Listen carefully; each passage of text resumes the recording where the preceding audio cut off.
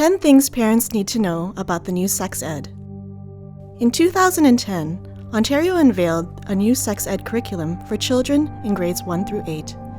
When parents saw what was in it, there was such an uproar that the government immediately withdrew it.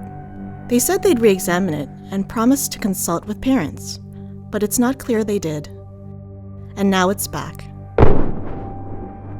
From the technical names of genitalia at age 6, to gender identity at age 8, to anal and oral sex at age 12, to a personal plan for sex at age 13, many parents say it's too much, too soon. So what do parents need to know about the new sex ed? It infringes on parental rights. Parents are their child's primary educators. They have a right to the moral education of their children in conformity with their own convictions. Sex ed is not like math or science. It teaches values. Those values are for parents to decide. It burdens kids with adult decisions. The new curriculum teaches the importance of consent. It doesn't mention that the legal age of consent in Canada is 16. The message to kids is that it's up to them to decide when they're ready to have sex. One teacher prompt tells kids that making a personal plan can guide them. Unfortunately, children are not equipped to make adult decisions. Modern neuroscience tells us that even the teenage brain is not fully developed in the area that evaluates risk. What kids need to hear is that they are not ready, and that they won't be ready until they are adults. It's not age-appropriate. The new sex ed is not age-appropriate because there is no such thing as age-appropriate for every child. Parents know that their children, even siblings within the same family, mature at different rates. Information that's fine for one child might be upsetting to another. The American Association of Child and Adolescent Psychiatry advises that parents should respond to the needs and curiosity level of their individual child, offering no more or less information than their child is asking for and is able to understand. Kim John Payne, author of Simplicity Parenting, talks about the burden of too much knowledge. He explains that it can upset a child's development to give them more information than they're ready to handle. It doesn't prioritize health. The curriculum is clear that smoking and drugs are unhealthy and risky, and kids should avoid them, but the approach to sex is different. The health risks are minimized.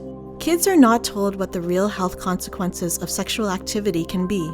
For example, they are not told that depression and suicide attempts triple in teens who are sexually active, or that there's a significant risk of contracting herpes even when using a condom, or that different types of sexual contact have different levels of risk.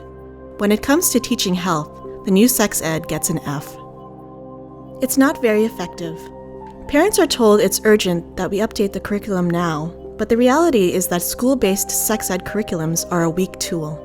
According to a major 2007 analysis, sex ed programs were most often shown to have no significant impact on sexual behaviors. In fact, when New Brunswick introduced their new curriculum, the teen pregnancy rate jumped almost 40%. Clearly, knowing more about sex doesn't necessarily translate into safer sex behavior, especially not for teens. It downplays the importance of parents. Teens rate their own parents as the biggest influence over their sexual decision-making. And they're right. Studies show that parental monitoring and good relationships reduce sexual risk-taking among teens. They wait longer and are less likely to get pregnant.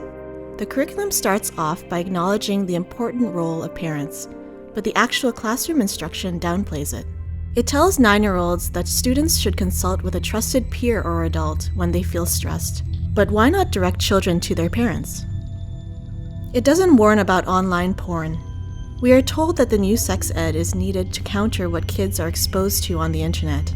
By age 18, 90% of boys and 60% of girls are exposed to internet pornography.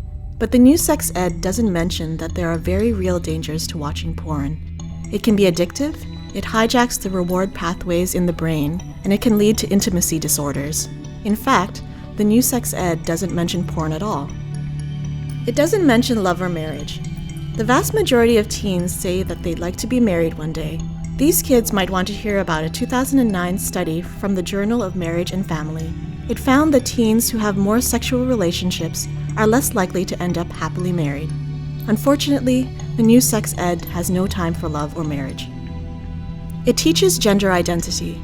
The concept of gender identity is first introduced in grade 3 to 8-year-old children. It's later explained that gender identity refers to a person's internal sense or feeling of being male or female, which may or may not be the same as the person's biological sex. Many parents believe this is confusing, especially for children so young. Opting out will be difficult. The Education Act allows parents to request to take their kids out of class, but several boards have announced that they won't let students skip certain parts of their curriculum. In fact, one Hamilton parent has taken his school board to court. He's simply asking for advance notice and the right to opt out his kids. 3 years later, he still has no court date. Quebec recently decided that parents are not allowed to opt out their kids from sex ed for any reason. So what can concerned parents do? First of all, parents should know their rights. Parents have the right to educate their children according to their own values. Develop a good relationship with your child's teacher, so they'll be receptive to hearing if you have concerns. Insist they let you know ahead of time when sensitive issues will be discussed. Be proactive in addressing healthy sexuality with your kids. Create a home atmosphere where it's safe to ask questions. And tell your kids you want to hear about what was said in class. This will provide an opportunity to discuss if they've heard something they weren't ready for, or if the lesson seems to contradict the values you teach your child at home. This video was brought to you by the Institute of Marriage and Family Canada. To stay in the loop on issues affecting the Canadian family, sign up for our free email updates at imfcanada.org.